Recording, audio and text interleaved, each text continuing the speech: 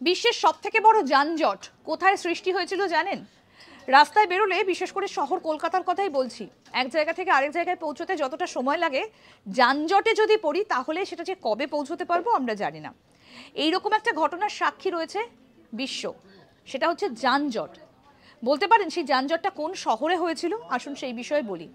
2010 সালের 14ই আগস্ট চীন দেশে সেই যানজটটা হয়েছিল, মানে জ্যাম। মোট 12 দিন ধরে সেই জ্যামটা ছিল, মানে যানজটটা কাটাতে 12 দিন সময় লেগেছিল।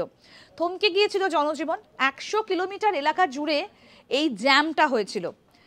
রাজধানী বেইজিং এর কাছে, বেইজিং এবং তিব্বতের সংযোগকারী মহাসড়কে কিছু কাজ, অর্থাৎ রাস্তা মেরামতের কাজ চলছিল, যার জন্য একটা লাইন বন্ধ করে দেওয়া হয়েছিল এবং বাকি যে অংশটুকু সেটা দিয়ে যান চলাচল হচ্ছিল, যার ফলে ভারী ট্রাক, তার সঙ্গে যানবাহন সব মিলে, অর্থাৎ সাধারণ মানুষ যাতে করে যাতায়াত করেন, ছোট গাড়ি, বড় গাড়ি, ট্রাক সব মিলেমিশে একেবারে জগাখিচুড়ি অবস্থা হয়েছিল।